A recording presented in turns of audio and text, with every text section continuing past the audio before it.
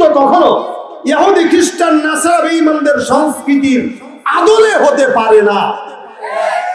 মুসলমান ঈদ আনন্দ করবে, ঈদগাহে যাবে, নামাজ পড়বে, এটা মুসলমানের আনন্দ। আর ঈদের সময় আনন্দ উৎসব, ঈদের নামাজ পড়ুক বা না পড়ুক আনন্দ আছে। ট্রাক একটা ভাড়া নিবে, বাস মোটামুটি 4-5টা ডেস্ক ওখানে উঠাবে, বক্স উঠাবে, উঠায় স্পিডে ফুল স্পিডে হিন্দি গান, ইংলিশ গান, বাংলা গানও না, ওগুলা দিয়া ইচ্ছা মতো 10-15-20 জন যুবক একসঙ্গে ঘুরে এমন নাচান আছে যে পাছার প্যান্টে পর্যন্ত নিচে নেমে যায়, হুঁশ নাই, অর্ধেক দেখা যায়। আবার যেগুলো আছে লুঙ্গি ডান্স দেয়, এদের তো মোটামুটি হাওয়ায় হাওয়ায় লুঙ্গি উড়ে, অবস্থা এমন হয়ে যায়। কি বলেন, ঠিক কিনা? এটা কি ঈদ উদযাপন? হ্যাঁ, ঈদ উদযাপন। রাসূল বলেছেন আমাদের জন্য ঈদ, হাদা ঈদুনা। রাসূল সাল্লাল্লাহু আলাইহি ওয়াসাল্লাম বলেন এটা আমাদের ঈদ। আমাদের ঈদ দুইটা, ঈদুল ফিতর, ঈদুল আযহা।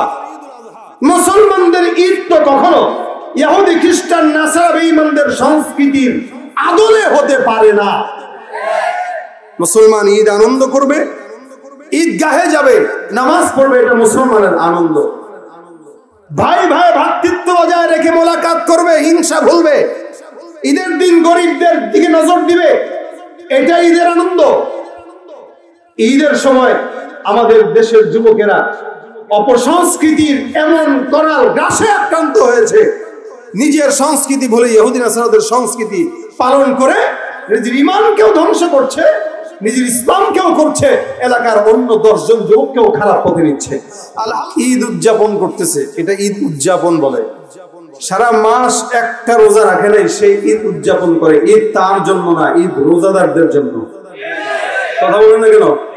ঈদ কাদের জন্য? যে 30টা রোজা এই গরমের ভিতরে কষ্ট করে রেখেছে, ঈদের আনন্দ তার জন্য, কোনো বেরোজদার জন্য নয়। বেরোজদারের জন্য ঈদের আনন্দ না, এটা পালন করা অথচ তার জন্য লজ্জার কথা। সেখানে আমাদের দেশে ঈদ পালন করে বেশি তারা যারা রোজার মাসে চায়ের দোকানে পর্দা লাগায় খাইছে বের করে, তারা সারা বছর পর্দার খবর নাই, সারা বছর নামাজের খবর নাই। মানলাম রমজান মাস আসলে তো অন্তত মানুষ মানুষ হতে পারে, কিন্তু এই সমস্ত কিছু কিছু মানুষেরা রমজান আসলে শয়তান থেকে যেন খেলাফত নিয়ে এখন নিজে শয়তানের দায়িত্ব পালন করে। আছে কি নাই? এই দুনিয়ার মানুষগুলোর মানুষ নাহি বলে, এই জামানার মানুষগুলো মানুষ নাহি বলে। গরু ঘোড়া হার মানাইয়া, গরু ঘোড়া হার মানাইয়া হায়নার মতো চলে। আমি কেন আইলাম রে এই জামানাতে, মাওলা কেন আইলাম রে? আরো যারা বলেন ঠিক কিনা? পথে ঘাটে চলে ওরা গলা গলি ধরে, নাই? আছে? আপনাদের খুব বেশি দূরে যাওয়া লাগবে না, বাঁশগাড়ি বা রায়পুরা এই জায়গায় আছে কিনা? আছে কিনা? দেখলে যেই কাজ গরু ছাগল রাস্তায় করার কথা, ওই কাজ যখন মানুষ করে সে মানুষ হতে পারে না। পথে ঘাটে চলে ওরা গলা গলি ধরে, দেখলে ওদের চলাফেরা, দেখলে ওদের চলাফেরা মাথায় আমার ঘোরে।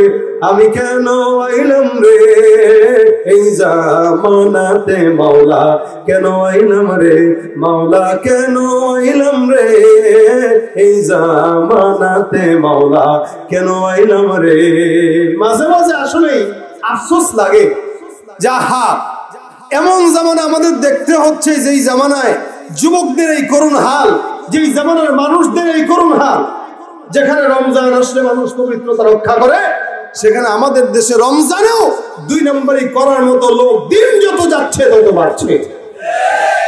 আর ঈদের সময় আনন্দ উৎসব, ঈদের নামাজ পড়ুক বা না পড়ুক আনন্দ আছে।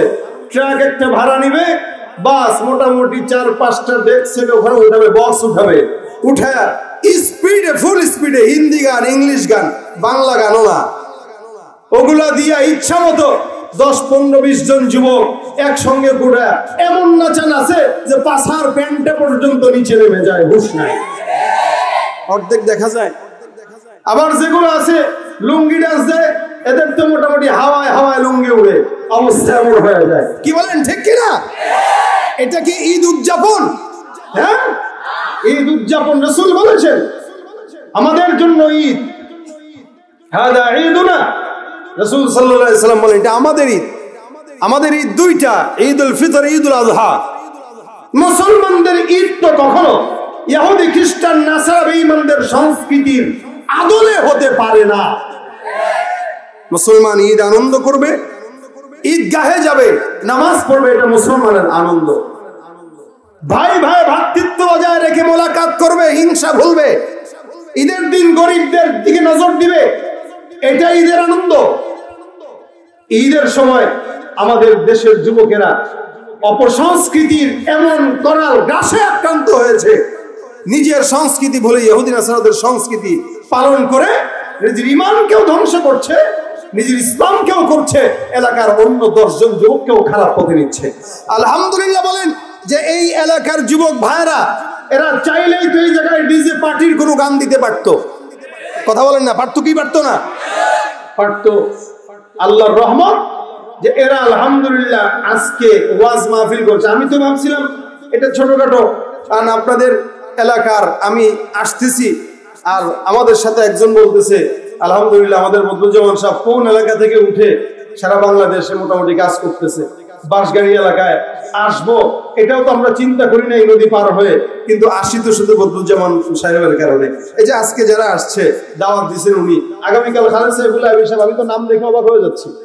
আপনারা যে এই সময়টা এত বড় বড় আলোচকদেরকে পেয়ে গেছেন, এটা আলহামদুলিল্লাহ তাদের প্রচেষ্টায়, এলাকার যুবকদের প্রচেষ্টায়। এরা চাইলে পারতো গানের কনসার্ট করতে, কিন্তু দিনের মাহফিল করেছে। আপনারা যদি কাছে থাকেন, সাথে থাকেন, প্রতি বছর এর চাইতেও বড় পরিসরে আয়োজন করা সম্ভব। পারবেন তো থাকতে ইনশাআল্লাহ? আওয়াজটা দিয়ে হাত তুলে দেখায় দেন, লিল্লাহে তাকবীর, আরো জোরে নারে তাকবীর। আল্লাহ পাক এই এলাকাকে কবুল করো, যুবকদের কবুল করো। আমি বেশি আলোচনা আপনাদেরকে শোনাবো না, মুক্তাসার সময় শোনাবো, কারণ আমার আগামীকাল আবার জোহরের পরে প্রোগ্রাম ধরতে হবে, সেই লালমনিরহাট, বহুত দূর, রাত্রে যে ঘুমাইতেও হবে, সকালে 8টার ফ্লাইটে আবার যেতেও হবে। এই কারণে সংক্ষেপ সময় আমি আপনাদেরকে মুখতাসার সময় খালি আয়াত এবং হাদিসের অনুকূলে 2-4টা কথা বলবো ইনশাআল্লাহ। আল্লাহ যেন আমাদেরকে তৌফিক দান করে। এক সময় মানুষ মনে করতো মাহফিল মানেই হচ্ছে শীতকাল, এখন আর শীতকালে না, এখন সারা বছর। আলহামদুলিল্লাহ এটা একটা ভালো দিক যে মানুষ সারা বছর অন্তত একটা দিনের কোনো না কোনো রাস্তায় লেগে আছে। এই যে আজকে যদি মাহফিল না হয়তো আপনারা এখানে জমা হয়ে 2-4টা দিনের কথা মুরব্বীদের মুখ থেকে শুনতে পারতেন না, এটা মুরব্বীদের মুখ থেকে শুনতেছেন মাহফিল হওয়ার বদৌলতে। তো এটা সারা বছর ছোট করে হোক, মসজিদে হোক, যেভাবেই হোক হওয়া দরকার, মানুষের কানে অন্তত দিনের বয়ানটা যাক। দেখেন আজকে যেই মাসটা চলতেছে এটা কি মাস আরবিতে জানেন তো আপনারা? শাওয়াল। আমরা মোটামুটি কয়েকটা মাস আরবিতে আসলে এটা জানি, এর ভিতরে অন্যতম হচ্ছে রমজান। রমজানটা আসলে আমরা বুঝি যে রমজান মাস আছে, বাকি আরবি মাস আর আমরা কোনোটা জানি না। তাহলে এই যে শাওয়াল মাস চলতেছে, এটা এমন একটা মাস, রাসূল করিম সাল্লাল্লাহু আলাইহি ওয়াসাল্লাম এটা শুরুতে আপনাদেরকে বলেনি, যেহেতু শাওয়াল মাস, রমজান আমরা রোজা রেখেছি, যদি অনেক গরম প্রতিকূল আবহাওয়ার ভিতরেও আমরা রোজা রাখতে পেরেছি, আল্লাহ পাক আমাদেরকে রাখাইছেন আলহামদুলিল্লাহ।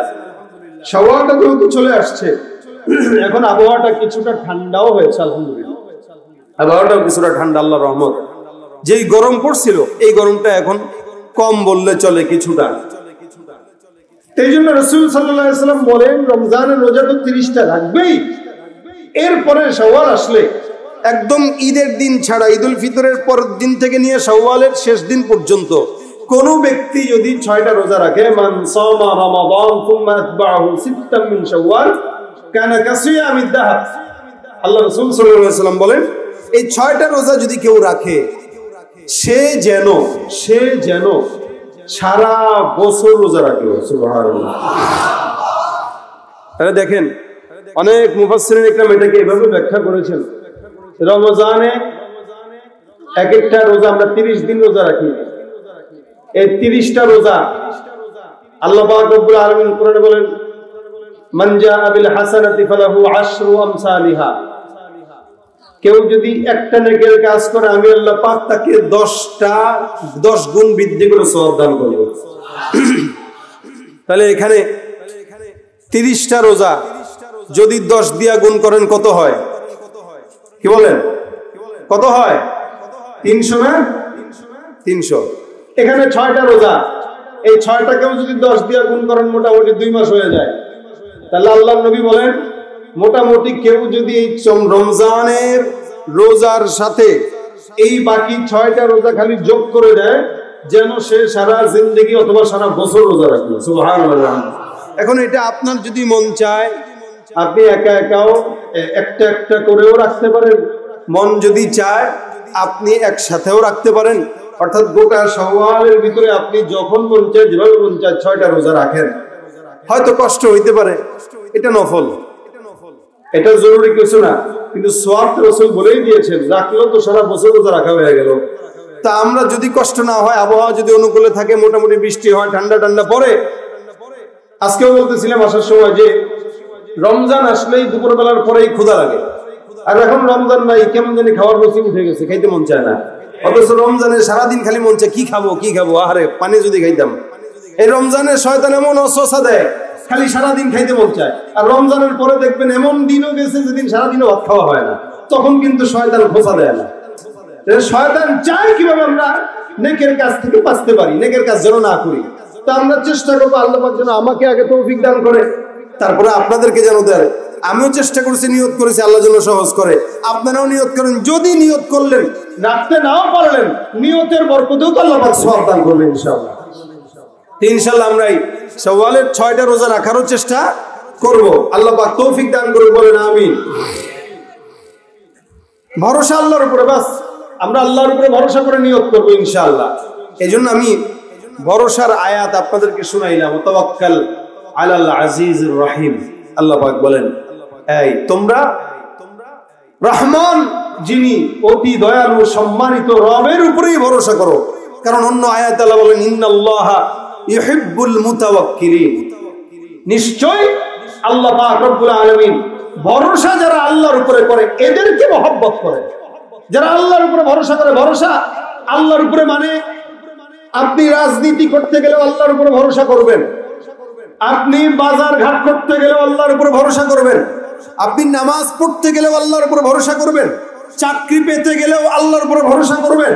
আপনি আপনার জীবনে যেখানে যেভাবে পরিচালিত করবেন নিজের জীবনকে, প্রত্যেকটা পদক্ষেপে ভরসা একমাত্র কার উপরে? কোন নেতার উপরে?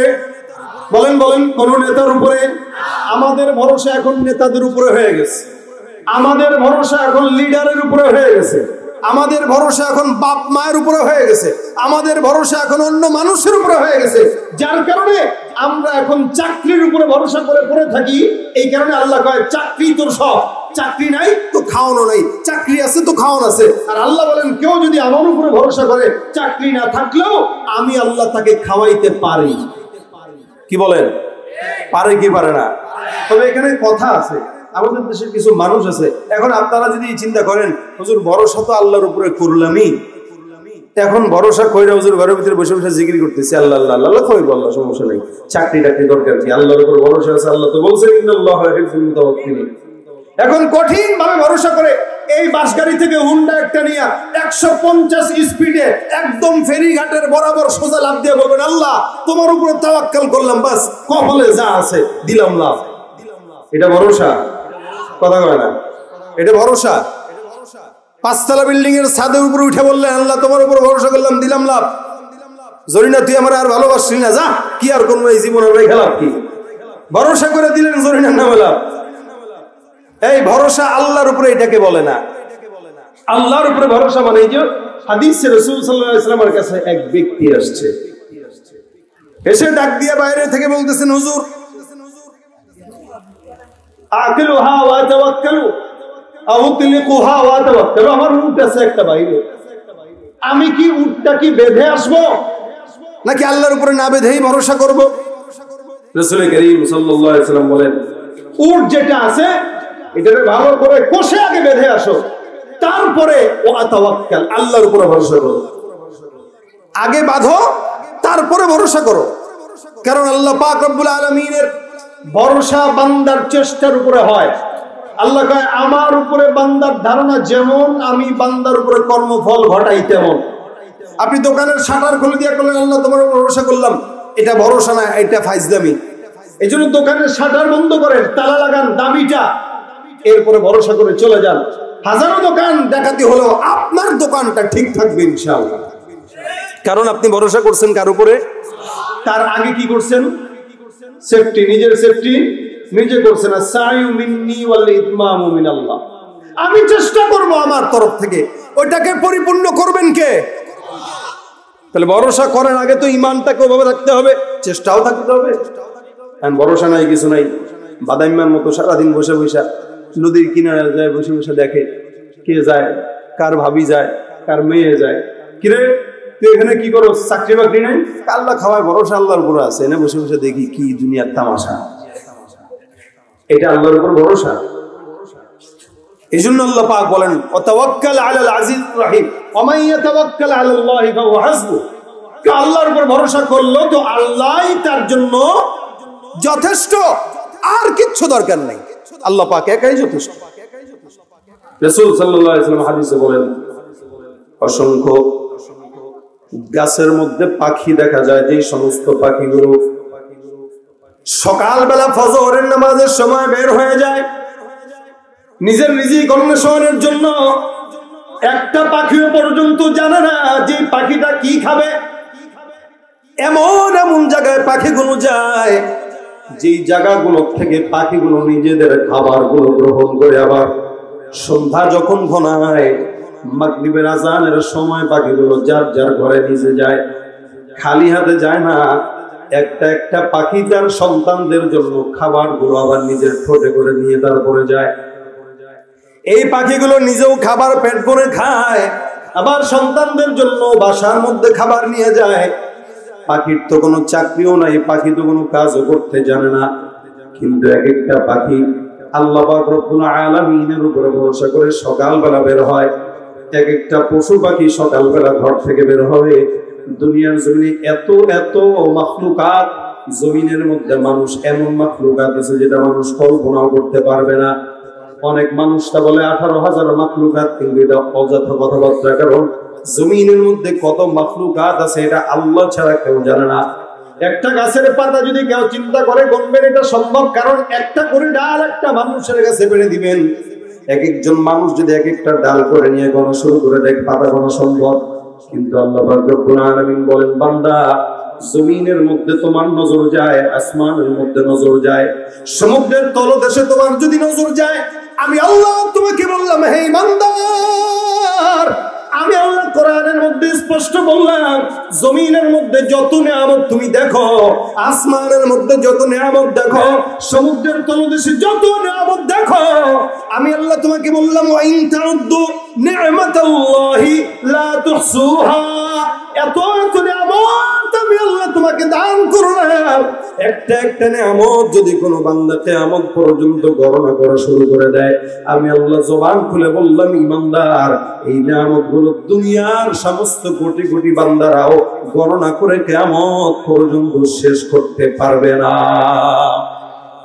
এই জন্য আল্লাহ পাক রব্বুল আলামিন অন্য আয়াতে বলেন কুল্লাম কানাল বাহরু মিদাদান লিকালিমাতি রাব্বি লানাফিদাল বাহরু ক্বাবলা আন তানফাদা কালিমাতু রাব্বি ওয়ালাউ জি'না বিমিসলিহি মাদাদা।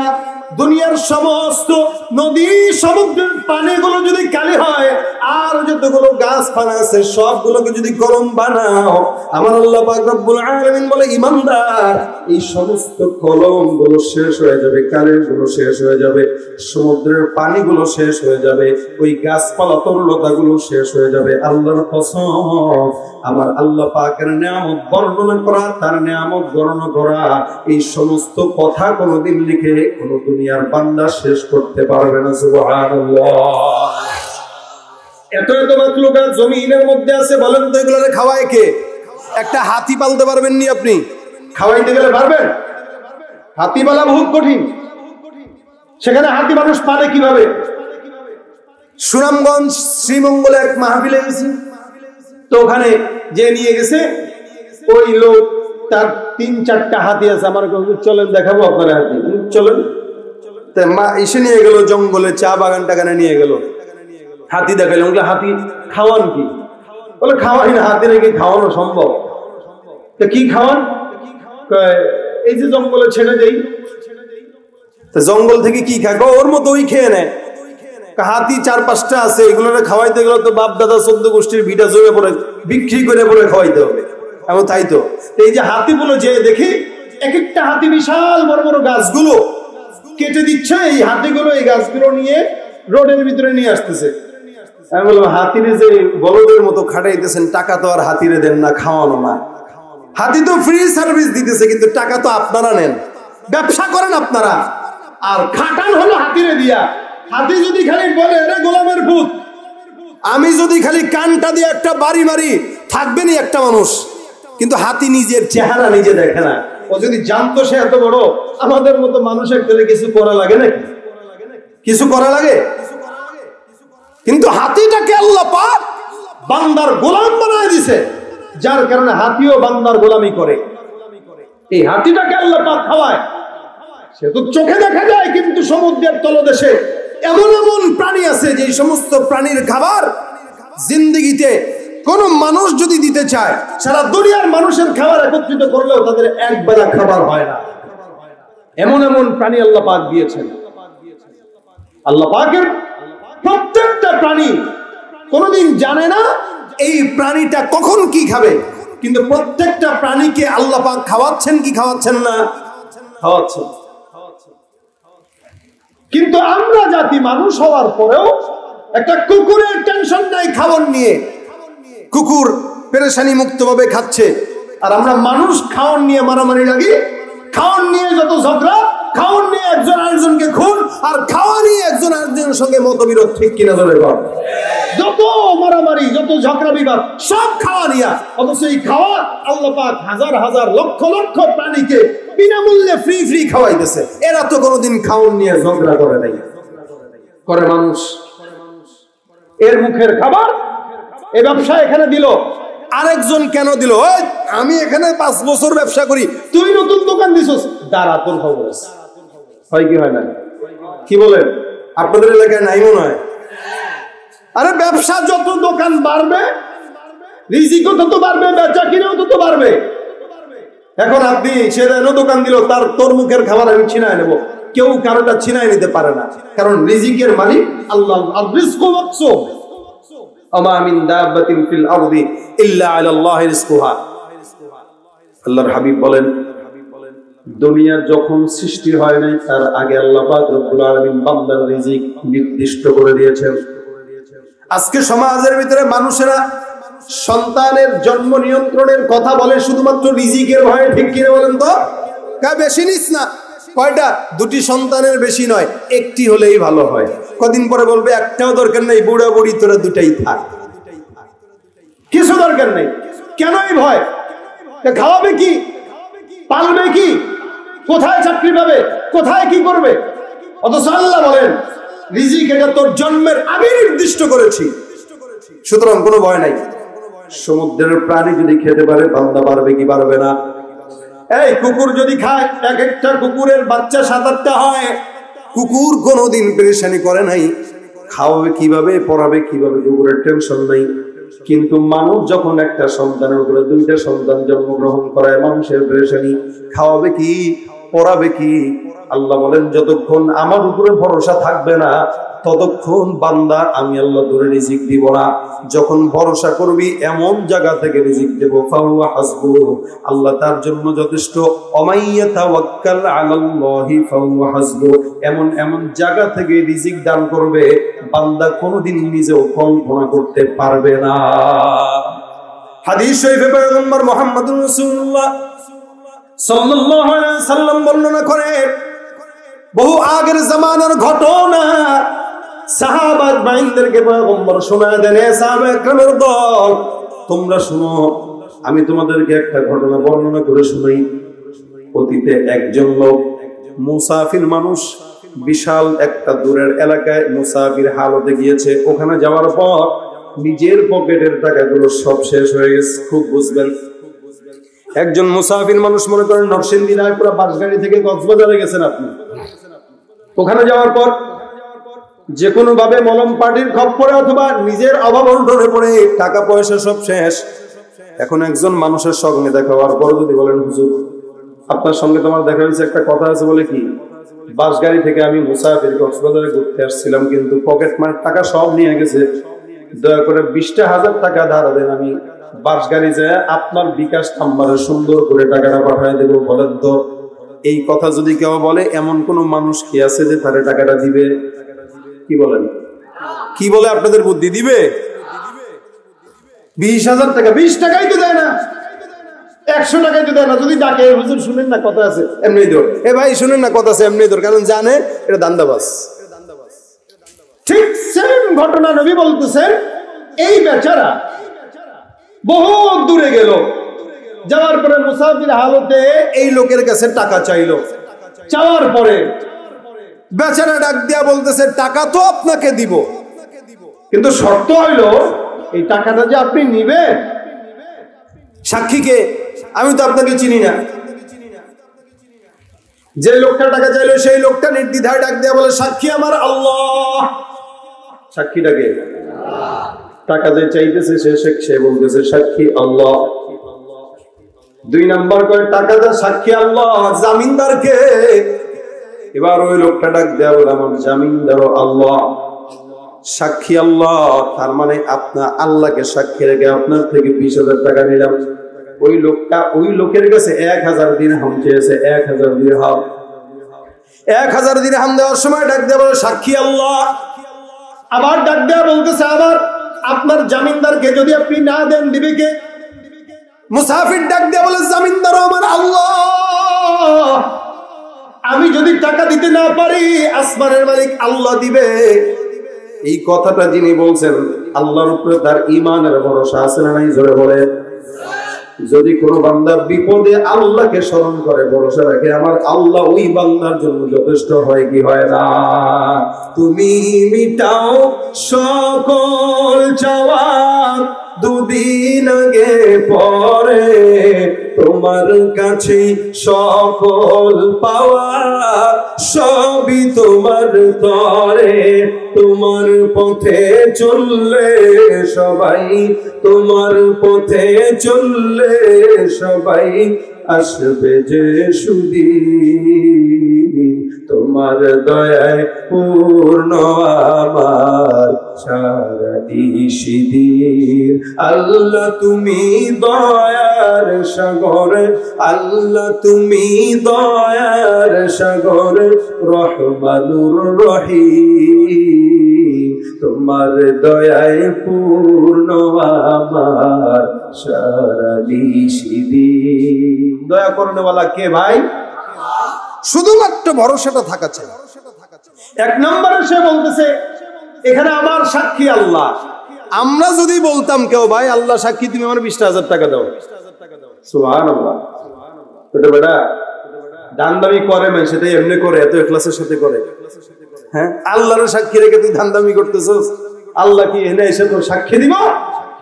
অথবা যদি বলে আল্লাহ আমার জামিনদার, এই কথা বললেও তো কেউ বিশ্বাস করবে না। বেটা ভণ্ডামির তো সীমা থাকে, তুই না দিলে তার মানে আল্লাহ দিবে না। সেখানে এই মুসাফির বলতেছে, জামিনদারও আল্লাহ, সাক্ষীও আল্লাহ। তার মানে যে মুসাফির চাইতেছে, এই মুসাফিরের ঈমান আর আপনার আমার ঈমানে 1000 গুণে পার্থক্য আছে। ওই লোকের ঈমান তাকে আল্লাহকে সাক্ষী বানাইছে, ওই লোকের ঈমান তাকে আল্লাহকে জামিনদার বানাই দিয়েছে, সুবহানাল্লাহ। আর যে দিয়েছে তার অবস্থাও দেখেন, সেও কত বড় ঈমানদার। সেও মনে মনে ডাক দেয়া বলে, যেই লোকের টাকা দিব, যেই লোককে টাকা দিব, এই লেনদেনের সাক্ষী যদি হয় আল্লাহ, টেনশনের কোনো কারণ নাই। সাক্ষী যিনি আছেন উনি অনেক দামি, সবচাইতে দামি একজন আল্লাহ যিনি, তিনি হলেন সাক্ষী। 2 নম্বর, এমন জামিনদার রাখছে যিনি হলেন আল্লাহ। তার মানে সে যদি না দেয়, আল্লাহ যে কোনো ভাবে আমাকে ওই বান্দার টাকাটা আমার কাছে পৌঁছায় দিবে। দুনিয়ার মানুষকে যদি জামিনদার রাখতো, মানুষ ফটকামি করতে পারে, বাটপারিও করতে পারে, সিটারিও করতে পারে, আসমানের মালিক আল্লাহকে জামিনদার রাখলো। জামিনদার দুনিয়ার মানুষ নয়, আল্লাহ। দুনিয়ার মানুষ মিথ্যা কথা বলবে, দুনিয়ার মানুষ সিটারি করবে, বাটপারি করবে, কিন্তু আসমানের মালিক কোনোদিন বাটপারি করবে না। আসমানের মালিক এই বান্দা যদি টাকা না দেয়, আল্লাহ নিজে আমাকে টাকা দেওয়ার ব্যবস্থা করবে। এতটুকুন নিয়ত, এতটুকুন ভরসা আল্লাহর উপরে দুই বান্দারই আছে। এই বান্দা 1000 দিরহাম নিয়ে বিদায়, বাড়ির দিকে রওনা। নদীর ওপার বাড়ি।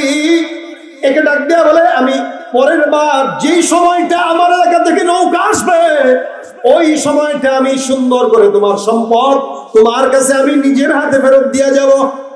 এই জায়গায় তুমি থাকো। আল্লাহর বান্দাটা চলে যায়। ওখানে যাওয়ার পর 1 দিন 2 দিন 3 দিন হয়ে গেল। ট্রলার যে সময় ছাড়ার কথা ছাড়ে নাই। আল্লাহর বান্দা নদীর কিনারায় অপেক্ষা করে, কিন্তু ট্রলারও ছাড়ে না। কি করবে? হায় হায়, বান্দারে এমন এমন সময় দিয়েছিলাম, যদি সময় অনুযায়ী ট্রলার না ছাড়ে, লঞ্চ না ছাড়ে, ওই বান্দার টাকাটা তো সময় মতো আদায় করা যাবে না। মালিক রে ডাক দিয়ে সমুদ্রের কিনারায় দাঁড়ায় দাঁড়ায় বলে, আল্লাহ, আমি তোমার মতো মালিককে জামিনদার রাখলাম, সাক্ষী রাখলাম। তোমার মতো জামিনদারকে রাখার পর, সাক্ষী রাখার পর, ওই বান্দার লেনদেন যদি ক্লিয়ার না করতে পারি, বান্দা তো আমাকে দোষ দেবে না, দোষ দেবে তোমাকে। মালিক গো, আমাকে 1000 কথা বলুক, মাগার তোমাকে বলবো, এটা তো সহ্য হবে না। তুমি আল্লাহ রাব্বুল আলামিন হওয়ার পর, একটা বান্দার জামিনদার হওয়ার পরে যদি সময় মতো টাকা না দিতে পারি, এটা তোমার জন্য লজ্জা। আমি তোমার উপর ভরসা করলাম, তোমার উপরে যেই বান্দা ভরসা করে, ওই বান্দাকে তুমি কোনোদিন নিরাশ করো না। এই কারণে আল্লাহ পাক বলেন, খবরদার খবরদার খবরদার বান্দা, হতাশ হওয়া যাবে না, নিরাশ হওয়া যাবে না। কারণ মুসলমানদের হতাশ হওয়ার সময় আল্লাহ পাক রব্বুল আলামিন বন্ধু সমুদ্রের কিনারায় বসে বসে বান্দা বারবার আল্লাহকে ডাক দেয়, আল্লাহকে ডাক দেয়। এদিক দিয়ে নৌকা ছাড়ে না, আবহাওয়া খারাপ। এই বান্দার টাইমও হয়ে গেছে, সম্পদটা ফেরানোর জন্য সময় চলে আসছে। ওদিক দিয়া যেই পাওনাদার বারবার সমুদ্রের কিনারে এসে ঘোরাঘুরি করে, কিরে বেচারা তো আল্লাহর সাক্ষী রেখে গেছে, জামিনদার রেখে গেছে, এখন আসে নাই, টেনশন নাই। কিসের টেনশন? জামিনদার তো আল্লাহ, ও না দিলে কি আল্লাহ তো দিবে, যেমনি হোক আল্লাহ দিবে আমাকে। কারণ আমি আমার দিল থেকে ভরসা করে আল্লাহকেই জামিনদার বানাইছি, আল্লাহকেই সাক্ষী রাখছি।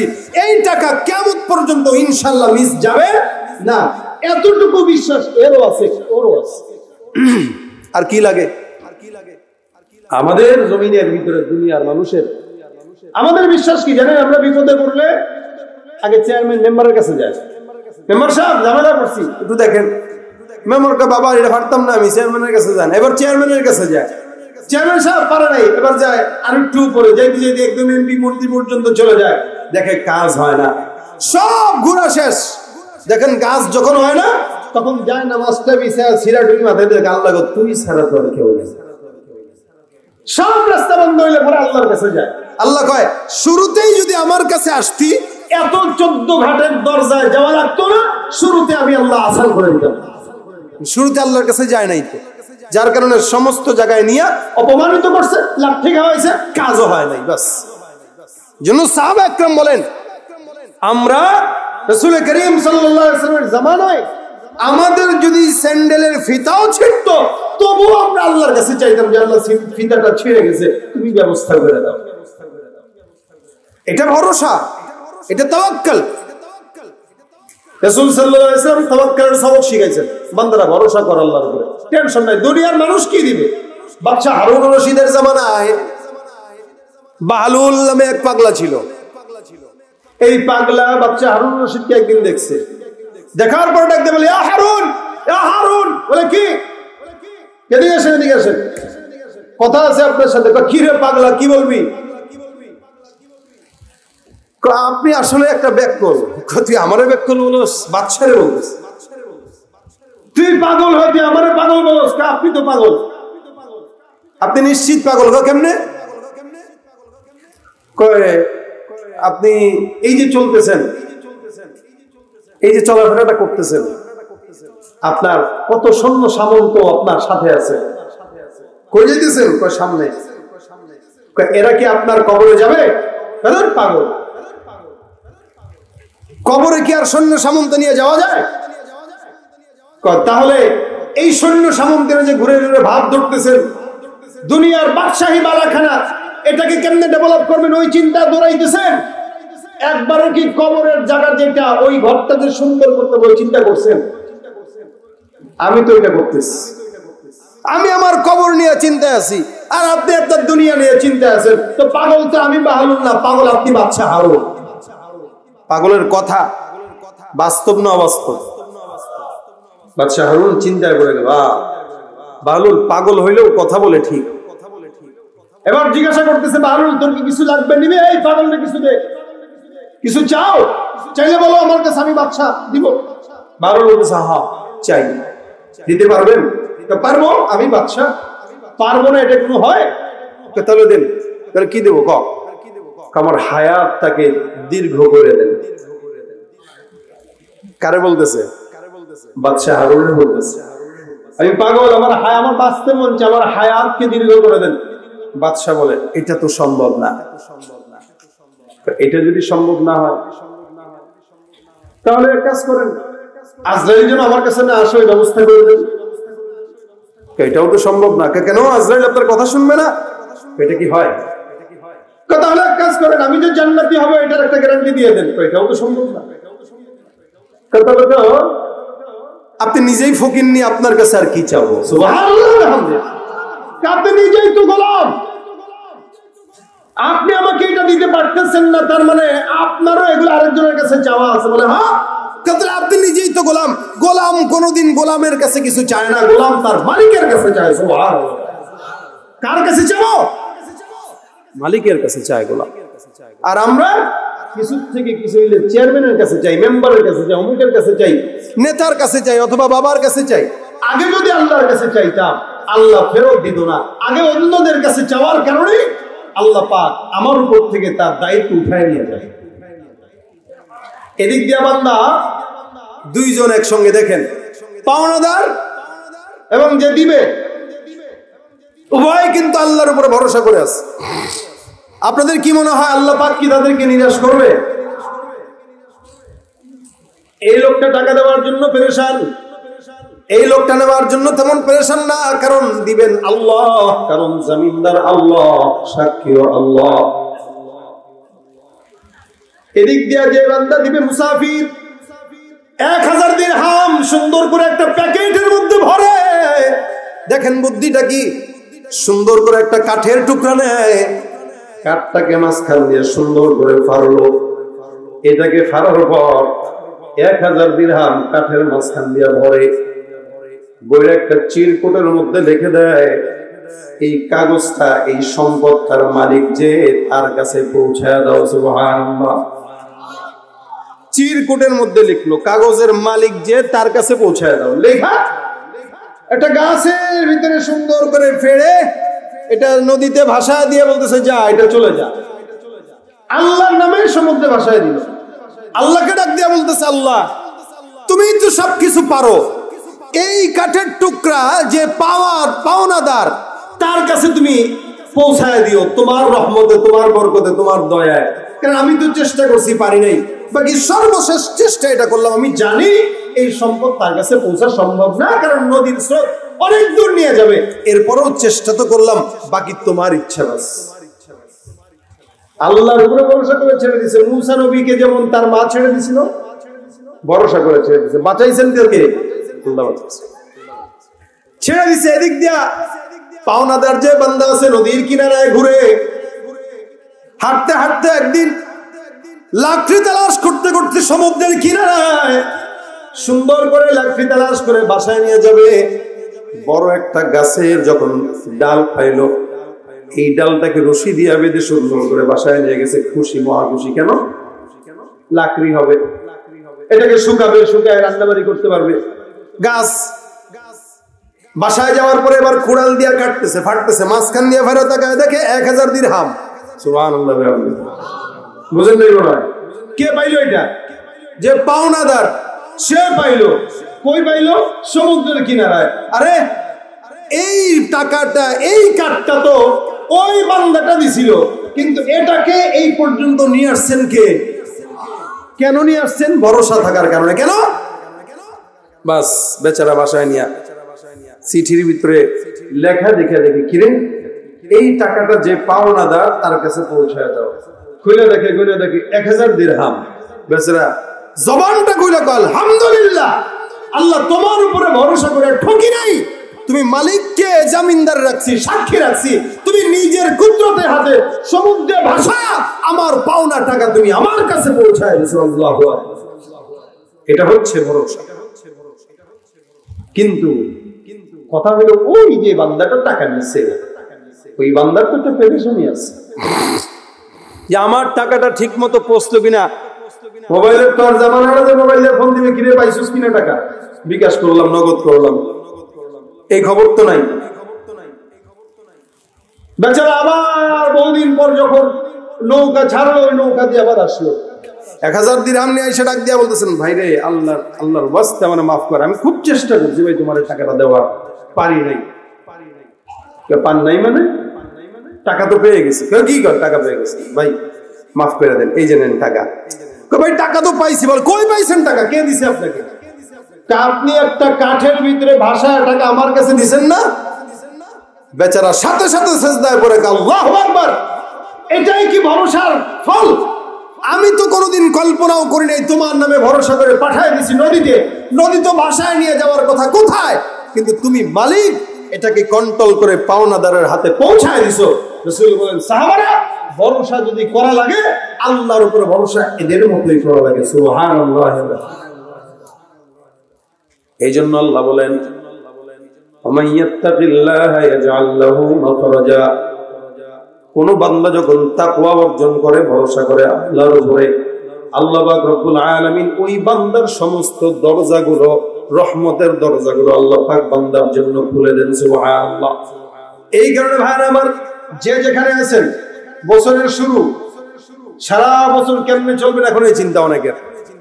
অনেকে নতুন করে ধান্দামি শুরু করবে যে ধান্দা সারা দুনিয়া চলা যায় না। কিছু মানুষই আছে ব্যবসা করে হালাল, এই হালালের ভিতরে ধান্দামি করে, হালালের ভিতরে ধান্দামি করে। দেখেন নাই যে ইদানিং খালি ভোক্তা অধিদপ্তর এটা শুরু করছে, ভোক্তা অধিকার। এই দোকানে যায় 8000 টাকার জুতা 20,000 টাকা, 10,000 টাকার জুতা 40,000 টাকা, মোবাইল 5,000 টাকারটা 25,000 টাকা, শাড়ি 2,000 টাকারটা 18,000 টাকা, খালি ধরে। ব্যবসা যদিও করতেছে হালাল, কিন্তু 2 নম্বরের কারণে এটাও হারাম হচ্ছে। মিশাচ্ছে ফল ফলাদির সঙ্গে এমন এমন বিষ যেগুলো খেয়ে মানুষ পর্যন্ত মারা যাচ্ছে। হালাল, কিন্তু তার আরো চাই, আরো চাই, এই জন্য দান্দামি শুরু করছে। আল্লাহর উপর ভরসা নেই, যার কারণে হালালের ভিতরে সে হারাম ঢুকাই দিচ্ছে। এই জন্য বছর শুরু হয়েছে, এই নতুন বছরে কত মানুষ যে কত ধান্দায় লিপ্ত হবে। সব ধান্দা বাদ দেন, নিয়ত করেন হালাল পথে চলবো। সেটা রিক্সা চালায় হোক, 5 টাকা খাবো, হালাল খাবো। সেজদা দিবেন, সেজদার ভিতরে হালালের বরকত পাবেন। সেজদা দিবেন, নামাজ পড়বেন, নামাজের ভিতরে হালালের মজা পাবেন, ইমানের স্বাদ পাবেন। অল্প কামান, হালাল কামান। হালাল রুজিতে যেই বরকত, হারাম 1 কোটি টাকার ভিতরেও সেই বরকত আর শান্তি কোনোদিন আসতে পারে না। এদেশের অসংখ্য কোটিপতি দুর্নীতিবাজ আছে, এদেরকে জিজ্ঞাসা করেন রাত্রিবেলা ঘুমের ট্যাবলেট না খাইলে ঘুম হয় না। অনেক পাগল আছে রাস্তার কিনারে, সে যেমনি আরামে ঘুমায়, আপনি এসিতে ঘুমায় এত মজা পান না। কারণ ওই পাগলের শরীরে হারাম নাই, আর ওই এসিওয়ালার শরীরের ভিতরে হারাম ছাড়া একটা কিছু নাই, সব হারাম।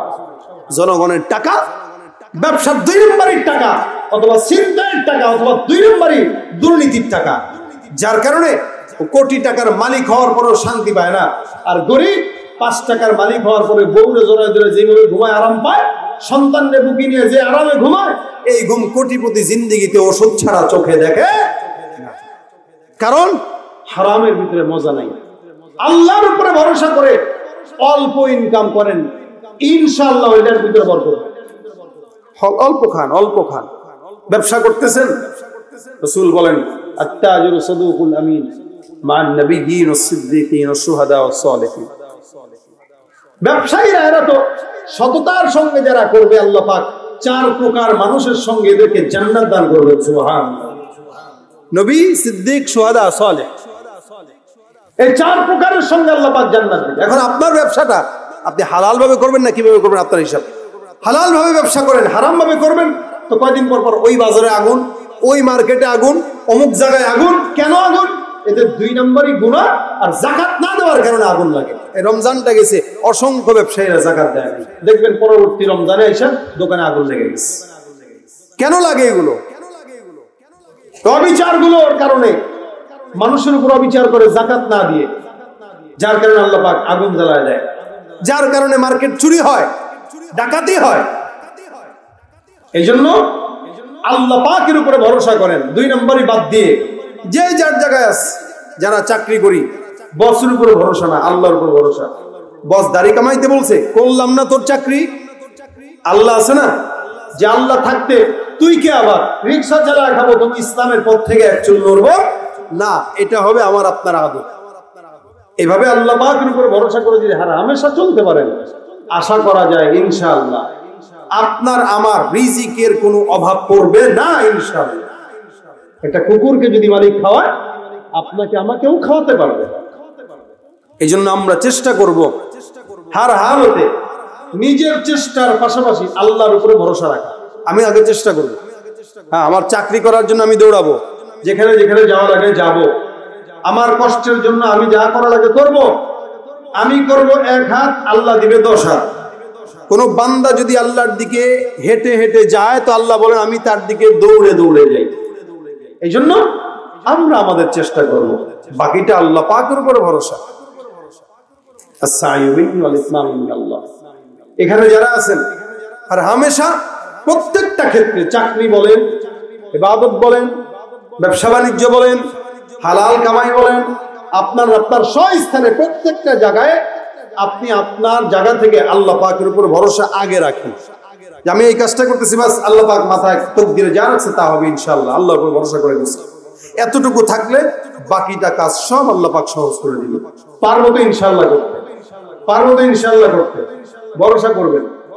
এই ভরসা করে আমার গুনাহের কাজ করেন না, যে আল্লাহর উপর ভরসা করে করতেছি আল্লাহ মাফ করে দিবেন। সেদিন এক লোক বলতেছিল, এটা গত 2 দিন আগে একজনের সাথে কথা বলতে বলতে তো বলতেছে, এত টেনশন করেন কে, এত চোখের পানি ফেলেও লাভ কি, ইবাদত বন্দেগী করতে থাকেন, আল্লাহ তো আছে, গুনাহ হয়ে গেলে তো আল্লাহ মাফ করবেই। তাই আমি বললাম, ভাই এত ভরসা আল্লাহর উপরে, কত অবশ্যই ভরসা আছে আমার। মাশাআল্লাহ, তো ভালো, ভরসা তো থাকা ভালো, কিন্তু আপনি তো গুনাহ করে ভরসা করতেছেন। গুনাহ করে তো ভরসা করলে হবে না, নেকের কাজ করে ভরসা করতে হবে। যে আমি নেকের কাজ করতেছি, এগুলা কবুল হয় কি হয় না জানি না, তবে আমি আমার মতো করে করতেছি, আল্লাহ তো আছে। কারণ আপনি কবেন আমি গুনাহ করতেছি, আল্লাহ তো আছে, সমস্যা নেই, ভরসা আছে। এগুলো হচ্ছে ভণ্ডামি। এই জন্য গুনাহের ক্ষেত্রে না, নেকের ক্ষেত্রে, সব হালতে আল্লাহ পাকের উপরে তাওয়াক্কালতু আলাল্লাহ, বাস ওয়াতাওয়াক্কাল আলাল আজিজুর রহিম। আল্লাহ পাকের উপর ভরসা করেন, সমস্ত কঠিন কাজ আল্লাহ পাক আসান করে দিবে ইনশাআল্লাহ। প্রত্যেকটা যুবক যারা আছেন, বিশেষ করে যুবকদেরকে বলি, এই ঈদের ছুটিতে যুবকরা যেই পরিমাণে গুনাহের কাজে লিপ্ত হয়েছে, আমি আসার সময় বলতেছিলাম, যুবকরা তো এখন পুরো চিল মুডে আছে, ঈদের ছুটি গেছে না, লাফালাফি, এই তলার নিয়া নাচানাচি, গুতাগুতি যা আছে সব করতেছে। মাহফিলও শুনে, ওগুলাও করে। মাইকওয়ালাদেরকে জিজ্ঞেস করেন, এদের বক্স যেরকম মাহফিলে আসে, তোমার গানের কাছেও তো যায়। যুবকরাই নাই, যারা মাহফিল করতেছে এরাই নিতেছে। আমাদের এলাকার যুবক যারা মাহফিলের সাথে সংযুক্ত আছে, এরা যেন অন্তত এই কাজগুলো না করে। বাস নেকের কাজ করতেছে, করি, গুনাহের কোনো কাছে যাব না। যদি হয়ে যায় আল্লাহ ভাবতাম, যদি হয়ে যায় তা আল্লাহ পাক তো আছে ইনশাআল্লাহ মাফ করে দিবেন। যদি হয়ে যায় অনিচ্ছাকৃত, কিন্তু ইচ্ছাকৃত কোনো গুনাহ করব না। যুবকরা বিশেষ করে যে স্টাইলে চলতেছে বর্তমান যুবকেরা, এমন হালত যুবকদের, মুরব্বী দেখলে সালাম তো দূরের কথা, সিগারেটের দোয়া মুরব্বীর নাকে ফেলতেছে। অপেক্ষায় থাকো, তোমার জামানায় তোমার থেকে ছোট নাতির পুতি বয়সের ছেলেরাও তোমার কাছে কি বলে সিগারেটের গন্ধ না, বরং তোমার ধাক্কা দিয়া লাথি দিয়া পড়ে চলে যাবে। তুমি যতটুকু করবা তার চেয়ে 10 ডবল তুমি পাওয়ার আশায় বসে থাকো। এই জন্য মুরব্বীদেরকে যুবকরা সম্মান করবা, এটা যুবকদের প্রতি, প্রত্যেকটা যুবক, ছোট যারা আছে, কিশোর যারা আছে, এদের প্রতি আমার এটা আবেদন। হোন্ডা একটা পাছার নিচে নিয়েই বং করে টান দিয়া যায় না, এই হোন্ডার সামনে যে অ্যাক্সিডেন্ট হয়ে পড়ে থাকবা, এলাকার মানুষ বলবে ভালো হয়েছে মরছে। এই জীবন যেন না হয়। যেন তুমি মারা যাওয়ার পরে একটা মুরব্বী যেন বলে, আহারে বেচারা খুব ভালো ছিল, ছেলেটা মারা গেছে, আল্লাহ জান্নাত দেন, এই দোয়াটা যেন করে। এইভাবে চলাফেরা আমাদের প্রত্যেকের করা উচিত। আল্লাহ পাক আমাদের সকলের জিন্দগির হাল পরিবর্তন করে দেখ, বলেন আমিন। আল্লাহ পাক আমাদেরকে আল্লাহর উপর ভরসা রাখার তৌফিক দান করে, বলেন আমিন। আর হালতে আল্লাহ পাকের রেজামন্দি মোতাবেক যেন চলতে পারি। আজকের এই মাহফিল হিলফুল ফুজুল ইসলামী সংঘ যারা আয়োজন করেছে, প্রত্যেকটা যুবককে আল্লাহ পাক ইসলামের খাদেম হিসেবে কবুল করে, বলেন আমিন। আপনারা এই পর্যন্ত বসছেন, ইনশাআল্লাহ আবার আগামীকালও এই মাহফিলটা চলবে। আমাদের বন্ধুবর মুফতি রেজাউল করিম আবরার সাহেব আসবেন এবং আমাদের শ্রদ্ধেয় আল্লামা খালেদ সাইফুল্লাহ আইবি সাহেব উনিও আসবেন। আলহামদুলিল্লাহ আগামীকাল আপনারা আবার দীর্ঘ আলোচনা শুনবেন ইনশাআল্লাহ। আজকে যতটুকু আসছেন, আগামীকাল এর চেয়ে আরো বেশি ধরে ধরে নিয়ে আসবেন, যেন মাঠটা কানায় কানায় ভরপুর হয়ে যায়। ঈদের সময় অনেক জায়গায় গেছেন, ছুটিতে গেছেন, বেড়াইতে গেছেন, কিন্তু কালকে যতটুকু সম্ভব হয় লোক ধরে নিয়ে আসবেন, যেন মাহফিলটা সার্থক হয় এবং শেষ দিন